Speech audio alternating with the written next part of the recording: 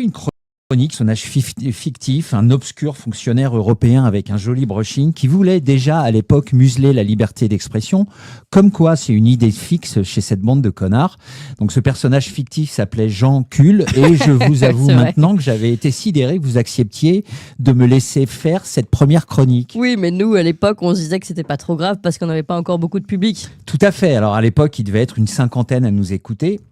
Et franchement, ça fait plaisir de voir ce que vous êtes devenus, surtout que malgré votre notoriété qui vous place désormais au niveau de certains canaux mainstream sur YouTube, vous continuez à me laisser dire mes petites grossièretés qu'un nombre encore assez important de gens prend pour de la vulgarité. Oui, c'est vrai que certains ont encore un petit peu du mal à faire la différence, on va dire. Voilà, donc moi j'en profite pour répéter une énième fois ce que j'ai déjà dit, c'est-à-dire connard, pute, enculé, c'est de la grossièreté.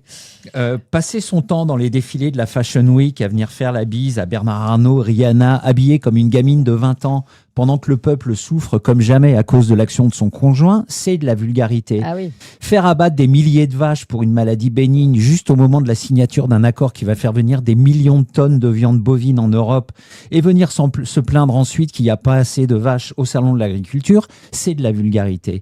Mettre en place un véritable parcours du combattant administratif de plusieurs semaines afin de dissuader les gens de faire remonter les effets secondaires d'une injection qui n'a jamais empêché que dalle et venir ensuite sur les plateaux télé claironner que le vaccin est sûr et efficace. La preuve, c'est qu'il y a très peu d'effets secondaires. En laissant les gens qui ont joué le jeu seuls avec leur désespoir, c'est de la vulgarité. Je continue ? Là, je crois que les gens ont compris quand même. Un petit dernier quand même, si vous le permettez. D'accord. Censurer les réseaux sociaux, soi-disant pour protéger les enfants, quand dans le même temps vous leur apprenez à stripoter en maternelle et en primaire, et vous leur expliquez toutes les joies de la fellation et du cunilingus, quand vous ne venez pas leur faire écouter des histoires salaces racontées par des drag queens, c'est de la vulgarité. Oui. Voilà, donc là, j'espère que les gens auront compris et qu'ils suivront mon exemple, parce que traiter toute cette sale engeance d'ordures, de connards et de grosses putes, non seulement ça défoule, mais vous aurez beau faire, vous n'atteindrez jamais le niveau de saloperie que eux vous font subir en permanence. Et puis moi, quand je suis en face de quelqu'un qui me prend ouvertement pour un con, j'estime que c'est un devoir de lui marquer mon irrespect. Bon, alors, et qui vous a pris pour un con récemment ? C'est quotidien et c'est sur tous les sujets. Par exemple, l'autre jour, Stéphane Séjourné nous a fait un petit tweet sur l'imminence d'un gigantesque accord de libre-échange entre l'Inde et l'Union européenne. Il était content, le Stéphane. Il sautait de joie comme un adorable petit cabri en nous expliquant à quel point ça va être génial et qu'on va enfin être tous très heureux grâce à cette Europe libre-échangiste qui ne fait que de belles choses. Franchement, ça faisait plaisir à voir. Ouais, et vous pensez pas que ça va être le cas ? Non, évidemment que non. Ce pour 4 raisons. La première, c'est que si l'Europe faisait des trucs bien pour nous depuis le temps, ça se saurait. Alors que là, franchement, il n'y a plus que les très, très abrutis ou ceux qui vivent dans une grotte, qui n'ont toujours pas compris que le projet européen se fait intégralement au détriment des peuples. Je vous rappelle à toutes fins utiles que le dernier truc dont ils ont été un peu fiers, c'est le bouchon qui se détache pas et qui fait chier toutes les personnes normales que je connais. Oui. Alors si l'autre jour, j'ai croisé un type qui trouvait que c'était bien, mais lui, il compte pas parce qu'il avait déjà une Zoé, 8 doses anti-Covid, il a donné toutes ses pièces jaunes à Brigitte. C'est pas vrai. Il avait un autocollant « Je suis Ukraine » sur son vélo cargo et il fait des tours Eiffel en allumettes. Ah oui. D'ailleurs, je l'ai invité à dîner mercredi soir, ça va être très sympa. Bref, la seconde raison, c'est que depuis 9 ans, je n'ai jamais vu un seul truc que le gouvernement nous annonçait, tout content de lui, s'avérer être bénéfique pour nous. Jamais, pas une seule fois. C'est vrai que maintenant que vous le dites, il y a toujours des effets d'annonce extraordinaires, mais rien de positif qui n'arrive jamais. Voilà, exactement. Donc, et la troisième raison, c'est bien sûr la tendance du moment. C'est-à-dire la tendance du moment. On serait plutôt dans une tendance de rétablissement des droits de douane parce que certaines personnes ont constaté que la mondialisation heureuse, le libre-échange, tout ça, ça ne favorisait que les gigantesques multinationales qui peuvent délocaliser. Là, on a le droit de faire bosser des ch'tis d'enfants, comme dirait le commandant Sylvestre. Mais que concrètement, dans les sociétés occidentales, ça a plutôt conduit à des fermetures d'entreprises, à une hausse du chômage, donc à un appauvrissement général, habilement dissimulé, c'est vrai, par le fait qu'on peut acheter des t-shirts à 3 €. D'ailleurs, Trump a annoncé l'autre jour qu'avec tout le pognon qu'il va récupérer des droits de douane, il se peut qu'il supprime l'impôt sur le revenu, qui au passage est anticonstitutionnel aux États-Unis. Voilà, donc nous, c'est ça qu'on veut. On veut des baisses d'impôts, on veut pas des traités de libre-échange parce qu'on se fait toujours baiser au final. Demandez aux agriculteurs sur le Mercosur. Ça, c'est certain. Et alors, la quatrième raison ? La quatrième raison, c'est de la logique pure. On ne peut, d'une manière générale, envisager de libre-échange qu'entre des zones géographiques ayant grosso modo des niveaux de vie similaires. Sinon, l'un des deux est forcément lésé. Là, on a d'un côté l'UE avec un salaire moyen de 3 500 €, alors pas en France, mais c'est un salaire moyen en Europe. De l'autre, l'Inde avec un salaire moyen de 400 €, avec évidemment un poids des charges 10 fois moindre. Donc, le même produit coûte environ 20 fois moins cher à fabriquer en Inde qu'en Europe. Donc, sans droit de douane, à votre avis, qu'est-ce qui va se passer? Donc, soit nous avons affaire à des abrutis, soit à des traîtres. Et jamais la presse mainstream ne nous alerte sur ces sujets. Eux, ils préfèrent nous abrutir avec des infos débiles. Ouais, du genre. Et ben l'autre jour, sur un médecin sur BFM, le docteur Saldman nous a expliqué que si on mangeait une boîte de sardines, on gagnait 82 minutes d'espérance de vie. Donc si on peut voir, voilà. D'accord, mais c'est génial ça. Oui, tout à fait, Clémence. Alors moi, comme j'ai l'esprit plutôt pratique, j'ai vite fait le calcul. Donc il y a 1440 minutes dans une journée. Donc 1440 divisé par 82, ça fait 17,56. Ce qui veut dire, si vous suivez bien mon raisonnement, que si vous mangez 18 boîtes de sardines par jour, vous gagnez une journée entière d'espérance de vie. Et donc, si tous les jours vous mangez 18 boîtes de sardines, eh ben vous devenez tout simplement immortel. Ah là là, c'est génial. Alors voilà, nous, depuis la nuit des temps, on cherche le secret de l'immortalité. Et là, grâce à BFM et au docteur Salman, que je remercie, on vient de le trouver. Il suffit de manger de grandes quantités de sardines tous les jours. Elle est pas belle, la vie, Clémence? Ouais, mais là, c'est prodigieux. Et dire que personne n'en a parlé à part BFM. Voilà, alors c'est pour ça que sans vouloir vous décevoir, ma chère Clémence, il vous reste encore un peu de travail avant d'arriver au niveau d'information de BFM. Sûr, ouais. Bref, bien évidemment, je plaisante, mais voilà l'un des médias de référence des Français pour arriver à comprendre le monde qui les entoure. Et je trouve ça terrible. Vous vous rendez compte des tissus de mensonges en permanence sur la santé, le climat, les menaces extérieures, la bienveillance de nos dirigeants, la bonne santé de notre pays, etc., etc. Moi, je connais des personnes qui gobent absolument tout et qui vivent donc dans une espèce de Truman Show permanent, sans jamais se poser la moindre question, alors qu'il suffit d'un peu de recul et de jugeote pour débunker n'importe laquelle de leurs infos. Et bien là, par exemple, on nous explique qu'on vient subitement de découvrir que les vaches étaient une menace pour le climat parce qu'elles rôtent et qu'elles pètent à cause de l'herbe qu'elles mangent et que ça rejette du méthane, ce qui réchauffe la terre et blablabla. Blablabla. Vous connaissez le principe. Bon, admettons. Mais alors pourquoi en Afrique, on a des dizaines de millions de vaches, de gnous, de zèbres, d'antilopes, de buffles qui font exactement la même chose, mais les seules espèces pour qui ça pose un problème, ce sont les vaches occidentales, qu'on décide d'ailleurs d'abattre systématiquement dès qu'une maladie bénigne les touche. Donc il y a des gens qui se contentent de ces explications et d'autres qui vont systématiquement chercher ce qu'il y a réellement derrière. Et alors, qu'est-ce qu'il y a réellement derrière? Et bien à peu près toutes les saloperies que le cerveau humain peut inventer, donc de l'eugénisme, des objectifs de dépopulation, une société de contrôle, la création d'un monde à deux vitesses avec une élite qui possède tout et qui peut tout, et un troupeau d'esclaves qui n'a droit à rien et surtout pas au bonheur. Bref, écoutez 2 ou 3 interventions de Bill Gates et lisez The Great Reset, le livre de Klaus Schwab, et vous comprendrez. Je m'adresse aux normies, bien évidemment, parce que nous, les complotistes, on sait toutes ces évidences depuis un moment. Et en fait, ce n'est que pour ça que je viens faire mes chroniques, Clémence. Ah bah tiens, oui, racontez-nous pourquoi vous venez faire vos chroniques, au fait. Eh ben, lorsque vous m'avez proposé de venir chez Toxin, la première fois, moi j'étais tranquille dans mon coin à insulter tout le monde sur Twitter. Mais il y avait un côté frustrant, parce qu'en 280 caractères, on est obligé d'être concis, on ne peut pas dire tout ce qu'on a envie de dire. Oui. Et c'est comme ça que j'ai commencé à me faire connaître en devenant le tweetos le plus grossier de X. Et malgré le trac, à chaque fois que je viens ici, j'y ai vu l'opportunité de développer un peu plus longuement certains messages que j'ai envie de faire passer et également de partager des choses que je pense avoir compris. Par exemple, vous savez pourquoi je suis aussi grossier, pourquoi je me moque autant de toutes ces personnes? Non, bah ça, on aimerait bien savoir, racontez-nous. Alors déjà, c'est bien sûr pour les remettre à leur vraie place, parce qu'il ne faut pas oublier que la plupart de ces personnes ne sont là que parce qu'elles ont fait une école où on apprend par cœur à être le plus conformiste possible. Oui, ce qui est d'ailleurs la raison pour laquelle nous n'avons plus de grands hommes d'État, mais de médiocres petits politicards qui n'ont pas la moindre notion de grandeur d'esprit et encore moins d'âme.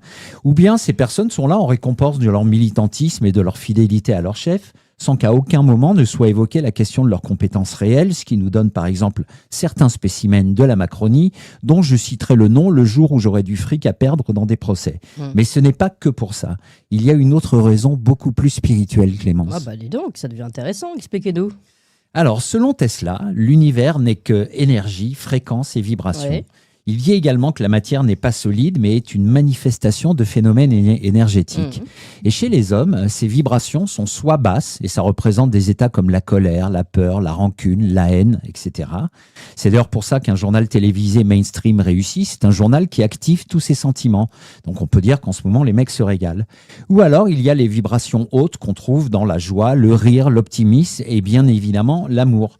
Autant vous dire que nos dirigeants ne se sentent pas à l'aise avec ces vibrations-là parce qu'elles sont beaucoup plus difficiles à contrôler. D'ailleurs, j'ai à ce sujet une anecdote que beaucoup de gens vont éprouver, mais c'est pas grave. Ah bon, bah allez-y. Alors, dans les années 50 et 60, le LSD, qui n'est pas, contrairement à ce qu'on pourrait croire, une drogue chimique, mais un champignon qui pousse sur le seigle, était utilisé comme thérapie récréative pour combattre notamment la dépression ou certaines douleurs chroniques. Donc, d'après certaines personnes qui l'ont pris, cela permettait d'ouvrir ce qu'elles ont appelé des portes de la perception, à savoir une espèce d'expansion cognitive qui, apparemment, ont beaucoup influencé leur parcours. Je pense notamment à des gens comme Steve Jobs ou Jim Morrison. Et donc, l'usage s'est beaucoup répandu dans la jeunesse américaine au moment où la contestation contre la guerre du Vietnam prenait beaucoup d'ampleur. Les autorités américaines ont commencé à avoir peur de ça et, par l'intermédiaire de Richard Nixon, ont donc classé cette substance dans la catégorie des drogues, ce qui a conduit à son interdiction. Alors, si je vous raconte ça, ce n'est pas du tout pour faire l'apologie du LSD, c'est que c'est une des toutes premières fois dans l'histoire où on a vu un gouvernement ouvertement inquiet d'une jeunesse heureuse et libre qui s'émancipait du pouvoir en place. Et à la différence des révolutions oranges, toutes contrôlées par les services secrets, quand le mouvement est vraiment spontané, ça ne plaît pas du tout aux démocraties occidentales.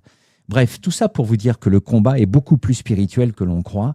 Et par exemple, toutes les injonctions idiotes qu'on a pu voir pendant le Covid, jauge de 6, assis, debout, masque, pas masque, auto-attestation pour aller faire pisser son chien, etc., etc., ne résultaient évidemment pas d'un consensus médical, mais d'une volonté délibérée de désorienter les gens. Oui, mais alors pourquoi cette volonté ?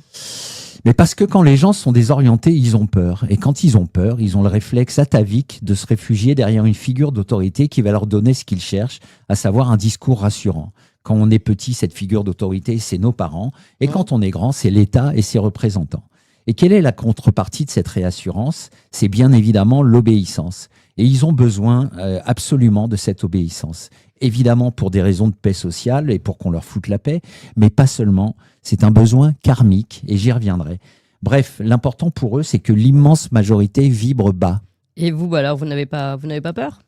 En fait, je sais pas trop. J'ai pas peur de la maladie. En tout cas, je connais désormais assez de personnes dans les milieux médicaux et paramédicaux pour savoir que plus jamais je ne laisserai reposer à 100% mon espérance de vie sur une médecine occidentale qui, à force de devenir protocolaire, standardisée et génératrice de bénéfices, est devenue l'exact inverse de ce qu'elle est censée être. Oui. J'ai pas peur de la mort non plus. Je fais partie des gens qui considèrent que c'est juste un passage dans une autre dimension. Je vous renvoie d'ailleurs sur votre très belle émission l'autre jour avec ce Charbonnier, médecin. Docteur Charbonnier. Et puis mon côté pragmatique me fait dire qu'avoir peur d'un truc inéluctable, c'est vraiment une perte de temps et d'énergie considérable. Oui, c'est pas faux. Non, mais vraiment, je détesterais être ces personnes qui s'empêchent de vivre par peur de mourir. Vous imaginez tous ces gens au moment de mourir qui réalisent qu'elles ont gâché une partie de leur vie à essayer en vain d'éviter ce passage. Alors moi, je suis pas bouddhiste, mais j'aime bien cette phrase. Si le problème a une solution, alors il ne sert à rien de s'inquiéter. Mais s'il n'y a pas de solution, s'inquiéter ne changera rien. Donc voilà, en gros, ils peuvent me faire ce qu'ils veulent, je m'en fous. Ça fera l'effet d'une carafe d'eau sur une toile cirée. Ça coulera dessus, mais ça la pénétrera pas. Oui, c'est une assez bonne philosophie finalement, je trouve. Voilà, et justement, j'en reviens aux vibrations. Moi, si on ne m'arrête pas et si vous continuez à m'accueillir après ces 100 premiers épisodes, j'ai bien l'intention de continuer à me foutre de leur gueule parce que eux, ils détestent et ça leur donne des vibrations très basses. Et si ça fait rire les gens ou si ça leur donne du courage et de l'optimisme, ça fait plein de vibrations hautes en opposition. Mais pour ça, il faut essayer de retrouver des sensations perdues. Des sensations perdues, comment ça ? Des sensations intuitives que nous avions lorsque nous étions enfants et que des années d'éducation et d'obéissance aux règles nous ont fait perdre. Et quand je dis ça, je me mets dedans. Hein. Je me sens pas particulièrement supérieur. Ça vous est jamais arrivé dans une situation donnée d'avoir un premier ressenti, une sensation qui dure une milliseconde et qui est vite remplacée par quelque chose de beaucoup plus rationnel ? Si, maintenant que vous le dites, si, ça arrive, oui. Eh ben, le vrai, c'est ça. Parce que c'est ce qui vient du cœur, cette milliseconde de lucidité pure avant que le cerveau ne vienne tout polluer et rationaliser. Et le cœur, c'est de là que proviennent les vibrations hautes. D'ailleurs, l'amour n'est pas un sentiment, mais une vibration. Mais ça, c'est encore un autre sujet. Et je vous jure que je suis pas un gros perché, genre délire New Age. Clémence, moi, la preuve, j'ai pas de toilette sèche chez moi. Mais je constate que la société qu'on veut nous imposer est une société dans laquelle le cœur ne joue plus aucun rôle dans nos décisions. Seule la tête décide. Ouais, pourquoi alors d'après vous? Parce que comme nous l'ont si bien expliqué Jacques Attali ou le docteur Laurent Alexandre, on peut hacker le cerveau pour lui faire exactement ce qu'on veut. D'ailleurs, les programmes MK Ultra, c'est exactement ça. Mais on peut rien faire sur le cœur. Et ça tombe bien, parce que je suis convaincu que le salut de l'humanité, et surtout le salut personnel, passe par là. Mais c'est compliqué, parce que certaines personnes ne l'écoutent plus depuis longtemps. Moi, je commence tout doucement à réapprendre à le faire, après l'avoir négligé pendant de nombreuses années. Et plus ça va, plus je pense que c'est ce qui les fera tomber. Ah, vous croyez vraiment? Bah ouais, ils contrôlent tout, la police, la justice, l'armée, les médias, l'éducation, l'économie, etc., etc. Le seul truc qu'ils peuvent pas totalement contrôler, c'est notre cœur et nos vibrations. Ils essayent, en nous faisant peur en permanence, en nous montant les uns contre les autres, en supprimant tout ce qui est bon pour nous. Vous avez vu le dernier truc qu'ils veulent nous enlever, cette bande de connards, c'est les feux de bois. Ouais. Donc tout ça pour nous faire vibrer bas, comme je l'ai dit tout à l'heure. Mais alors justement, tout à l'heure, vous disiez que notre obéissance est un besoin karmique pour eux. Est-ce que vous pouvez en dire un peu plus? Parce que pour une raison que j'ignore, dans toutes les saloperies qu'ils nous font subir, ils ont besoin de notre consentement. Sinon, ils sont persuadés que ça se passera mal pour eux au niveau karmique. Regardez le vaccin Covid. Ils auraient pu nous l'imposer, en faire une loi pour le rendre obligatoire, au point où ils en sont. Et au lieu de ça, ils ont manœuvré de manière à ce que la plupart des gens en soient demandeurs. Pareil pour la société de contrôle qu'ils sont en train de mettre en place. Ils ont réussi à persuader les gens que la sécurité, c'était 1000 fois mieux que la liberté. Et ça a marché. Ou encore sur l'euthanasie. J'avais déjà diffusé dans une chronique cette phrase d'un maître de loge qui disait « L'important, c'est de leur faire accepter le principe. Oui. À partir de là, on pourra y mettre tout ce qu'on voudra. Oui. » Etc. Les enfants etc. et tout ça, je précise. Oui. Exactement, voilà. Donc, ils font ça à tous les coups. La censure des réseaux sociaux, c'est pour protéger les enfants. Les CBDC, c'est pour éviter que les terroristes achètent des détonateurs. À chaque fois, c'est pour notre bien. À chaque fois, ça part en sucette. À chaque fois, on en ressort un peu moins riche et un peu moins libre. Donc c'est pour ces raisons-là que vous faites vos chroniques. Je reboucle. Exactement, Clémence. Les blagues foireuses, les grossièretés, le corruptomètre, la recette subliminale du risotto aux asperges, la serpillière d'or. À chaque fois que je suis venu ici, il n'y avait qu'un seul objectif, remplacer la peur ou le désespoir par l'optimisme et la joie. Inciter les gens à écouter ce que leur dit leur cœur, essayer de les faire vibrer un peu plus haut. En fait, je vous ai bien arnaqué parce que les 100 fois où je suis venu ici, c'était toujours le même message dans une enveloppe différente. Et si je reviens une 101e fois, ce sera encore le même message sous-jacent. Et le message, c'est « dites non, non, non et non ». C'est aussi con que ça, mais c'est comme ça qu'on les aura. Eh bien, merci beaucoup au Bon Tweet pour cette 100e chronique et puis toutes ces révélations finalement. Et puis vous savez quoi, nous d'abord on est ravis de vous avoir depuis 100 chroniques et c'est vrai qu'on a grandi ensemble, donc merci de nous avoir suivis. Et puis vous parlez de cœur, mais je peux vous dire, vous en faites déjà tomber beaucoup là avec cette chronique-là, c'est fini. Toutes les femmes qui vous regardent, elles vont être à plat ventre. Merci encore au Bon Tweet. C'était pas le but du jeu, mais si, voilà. Merci à vous Clémence et merci à tous pour m'avoir écouté pendant ces 100 chroniques et à la semaine prochaine. À la prochaine pour la 101e.